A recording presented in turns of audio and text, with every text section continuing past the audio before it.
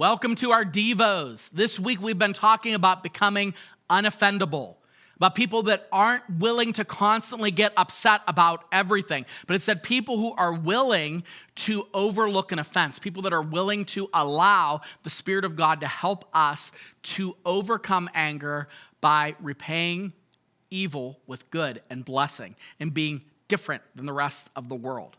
And today I want to just remind you how important this is to remember that spiritual maturity is marked by gentleness and self-control. A lot of times we see people, and I fell for this when I first became a Christian. I got wrapped up in a group of people, and there were some really strong personalities in there. And I remember when I first became a Christian, I would go to these studies. And in the studies, they'd break out into a fight. They'd start fighting about what a word means. They'd start arguing about different translations of the Bible. They would rip apart teachers. They would rip apart things that the pastor was saying from a sermon that they heard years back. They would talk negatively about each other. I can't believe you do this. This is so stupid. You don't understand this. You don't know what you're talking about. And I saw this anger. And I thought, I guess I'm not holy enough or mature because I don't understand. To this day, have never gotten offended by being in a Bible study with somebody that was off base or, were saying something that they didn't quite understand. That never happened. But this was the general rule of thumb for this group. And then I realized something.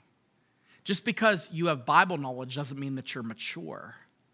And just because you are long in your faith doesn't mean that you are exhibiting the fruit of the Spirit. Because according to Galatians chapter 5, the fruit of the Spirit is love, joy, peace, patience, kindness, goodness, faithfulness, gentleness, self-control. Against such things, there is no law. He doesn't say, and also a part of the fruit of the Spirit is constant anger. Just being angry, ready to fly off the handle, ready to become really, really righteous and rip apart everyone. It doesn't say that. Now, there are times I would rather be a person who rips apart ideologies but is graceful with people who hold those ideologies. I would rather be a person that speaks against evil in a cumulative sense, while at the same time loving people who are wrapped up in sin, that you care about them. But it's a delicate line.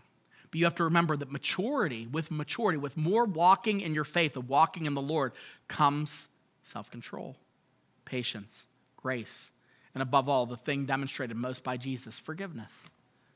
If we were Christians that lived like that, people would be attracted to exactly what Jesus offers because they would see Jesus Christ living through you.